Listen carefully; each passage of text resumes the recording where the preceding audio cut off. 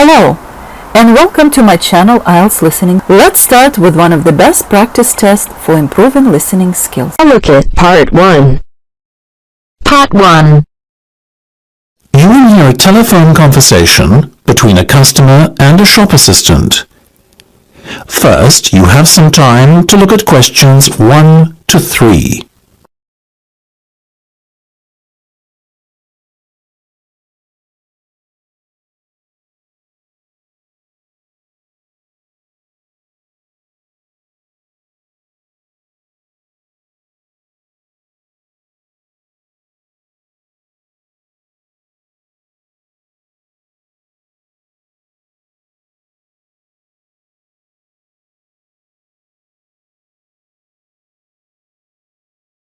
You should answer the questions as you listen, because you will not hear the recording a second time.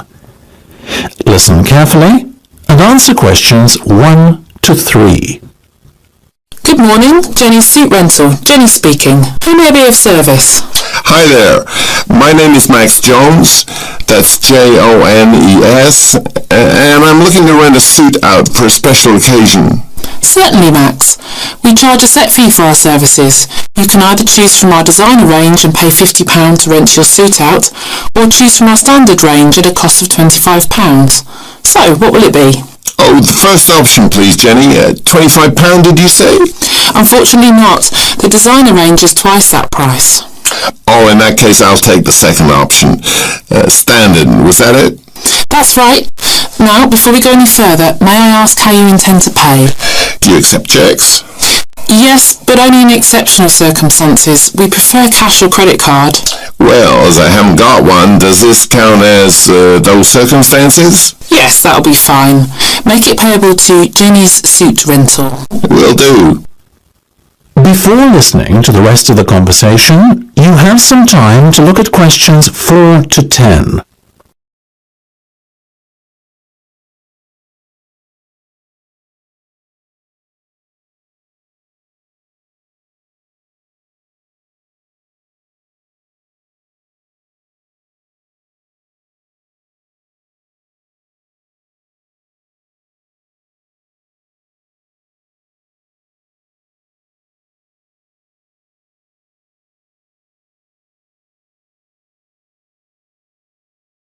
Now listen and answer questions 4 to 10.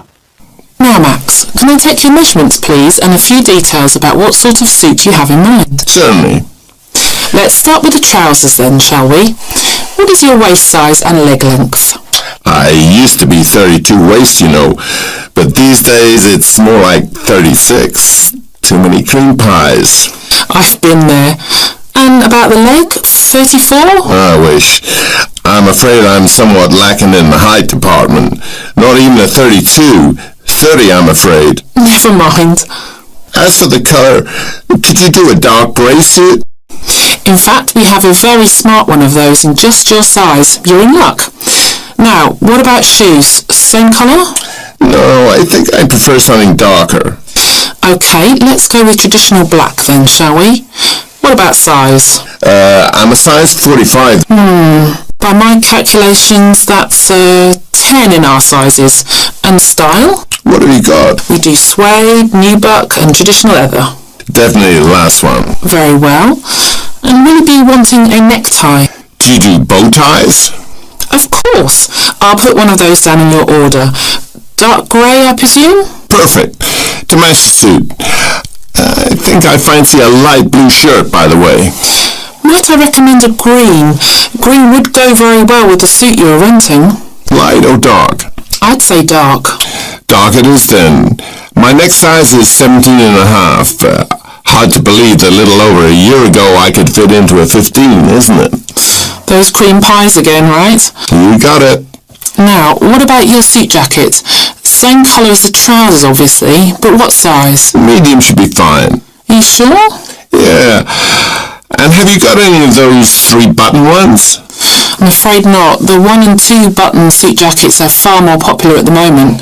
In fact, the 1 button is all the rage. Let's have that one then. No problem. Now. That is the end of Part 1. You now have half a minute to check your answers.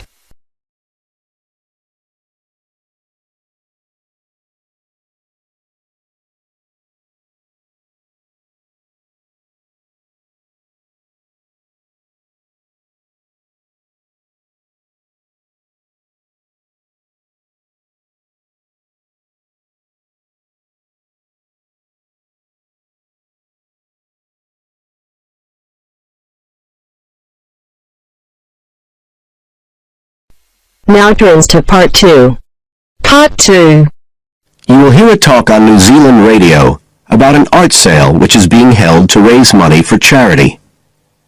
First, you have some time to look at questions 11 to 13.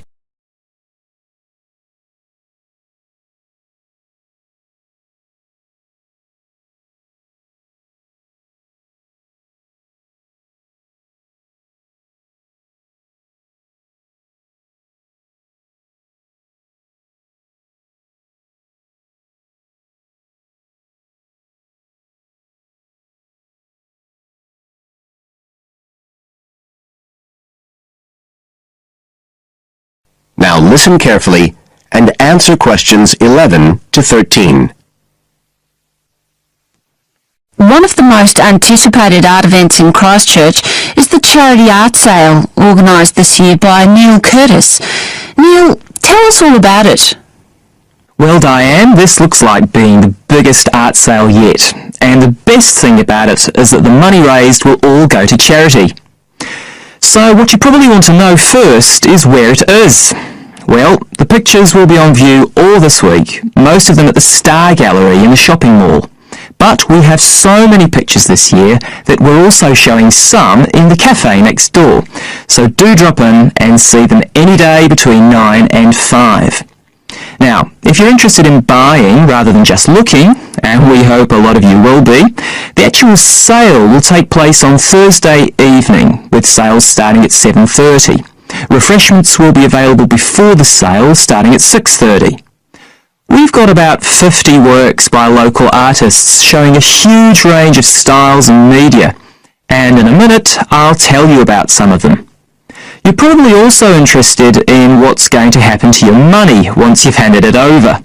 Well, all proceeds will go to support children who are disabled, both here in New Zealand and also in other countries. So you can find an original painting, support local talent, and help these children all at the same time.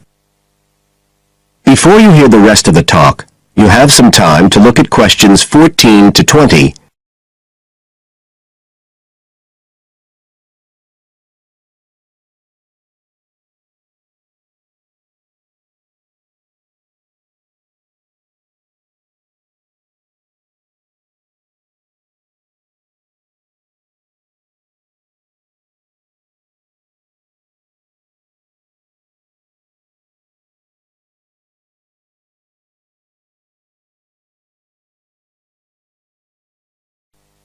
Now listen and answer questions 14 to 20.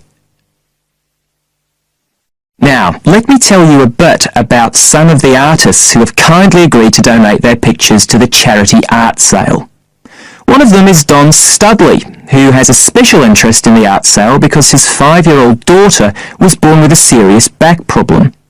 After an operation earlier this year, she's now doing fine, but Don says he wants to offer something to help other less fortunate children. Don is totally self-taught and says he's passionate about painting. His paintings depict some of our New Zealand birds in their natural habitats. One relative newcomer to New Zealand is James Chang, who came here from Taiwan 9 years ago at the age of 56. Mr. Chang had 13 exhibitions in Taiwan before he came to live here in Christchurch, so he's a well-established artist, and art has been a lifelong passion for him. His paintings are certainly worth looking at. If you like abstract pictures with strong colour schemes, you'll love them. Natalie Stevens was born in New Zealand, but has exhibited in China, Australia and Spain. As well as being an artist, she's a website designer. She believes art should be universal, and her paintings use soft colours and a mixture of media. Most of her pictures are portraits, so watch out. Some of them may even be friends of yours. And then we have Christine Shin from Korea. Christine only started to learn English 2 years ago when she arrived in New Zealand, but she's been painting professionally for over 10 years, and she sure knows how to communicate strong messages through the universal language of art. She usually works from photographs and paints delicate watercolours, which combine traditional Asian influences with New Zealand landscapes, giving a very special view of our local scenery. Well, that's all I have time to tell you now, but as well as these four, there are many other artists whose work will be on sale, so do come along on Thursday. We accept cheques, credit cards or cash. And remember, even if you don't buy a picture, you can always make a donation. That is the end of part 2. You now have half a minute to check your answers.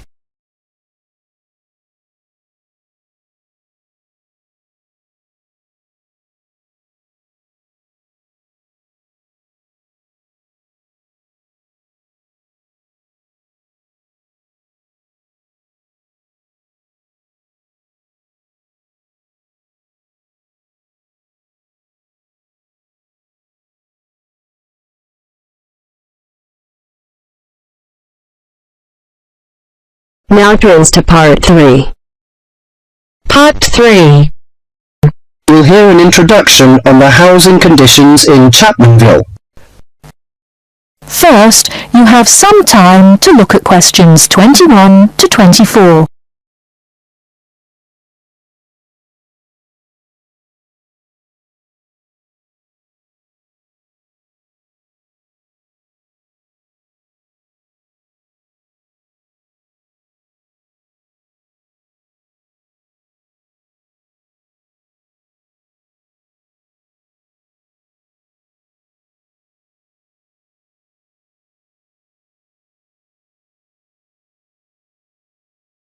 Now, listen carefully and answer questions 21 to 24. Hi, I'm Gavin Murray. I'm the rental manager for the Central Chapmanville Real Estate Agency. I'm a real estate agent, much like any other, in that I help people buy and sell houses.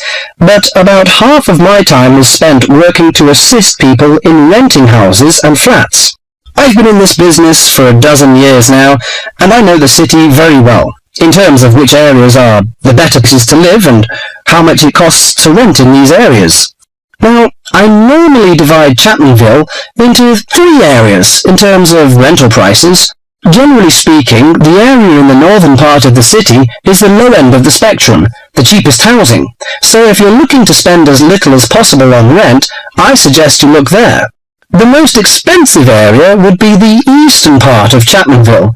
Most people think it's the prettiest part of the metropolitan area because of all the hills and parks. As so many people desire to live there, housing prices tend to be quite high. The middle market in terms of price for accommodation is found in the city's western and southern areas. Now, let me give some examples of how much it will cost you to rent in these areas. Let's imagine you're a single person looking for a 1-bedroom flat. In eastern Chapmanville, you would be paying no less than $650 a month for such a flat. You won't find anything for less than that. But a lot of people pay as much as $1,100 per month or more. The higher-priced flats are usually the ones in the hills, which run through the east. They've got the best views of the city.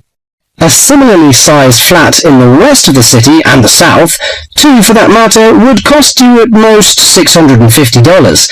But there are many flats going for less, and if you look around a bit, you can find one for as little as $350. That's quite a reasonable rental price for most people. If you find that too expensive, I suggest you head to Chapmanville's north, where the cheapest flats are to be found. 1-bedroom flats there start from about $170 a month and up to about $400. Now, for those of you who want something bigger, you'll have to be prepared to pay about double those prices for a small 2- or 3-bedroom house. Before you hear the rest of the talk, you have some time to look at questions 25 to 30.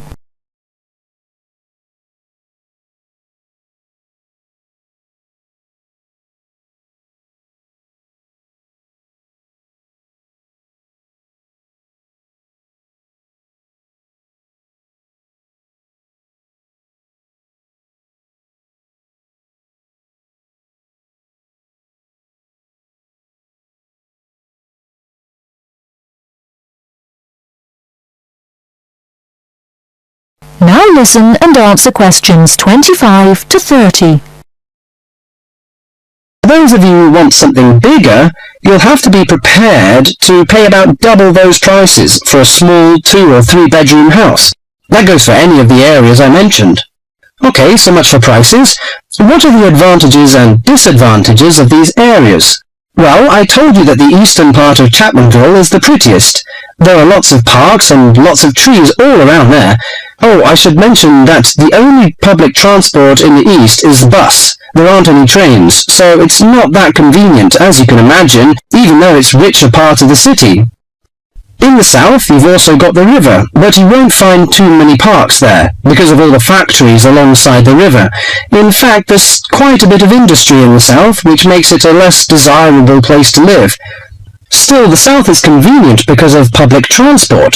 The south has very good train services to the city centre, as well as buses, and that's why a lot of people choose to live there. I said earlier that western and southern parts of Chapmanville are about the same in terms of the price you pay for accommodation. They also have the same sort of public transport services, but the two areas are quite different in other ways. The west is next to the bay, so it's quite attractive in that sense, but there are a couple of problems with the west. One is that the bay is polluted, so polluted in fact that you wouldn't want to swim there. I used to take my family there about 10 years ago, but now I wouldn't go near it. The other disadvantage of the west is that it is where the airport is, the Chapmanville International Airport. The noise can be quite annoying. Lastly, the north. In northern Chapmanville, as I said before, housing is cheap, quite cheap in fact, but you pay in other ways. For example, the area is very low and made up entirely of wetlands. It's beautiful in a way, but it attracts an incredible amount of insects for most of the year. The mosquitoes there are really bad. This makes things quite unpleasant, and so few people have any real wish to live there. But if money's a problem, that's the place to go. Just bring your insect repellent. Let me finish by again welcoming you all to Chapmanville, and wishing you good luck in finding accommodation and settling down in whichever part of the city which suits you best.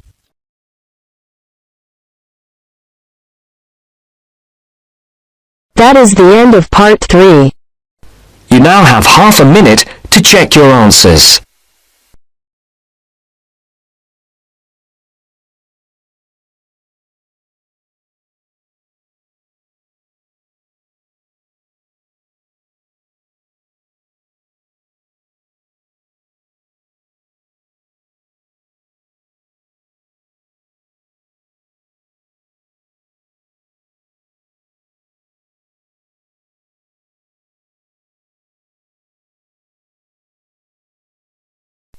Now turns to part 4. Part 4. You will hear part of a careers advice talk on working freelance. First, you have some time to look at questions 31 to 40.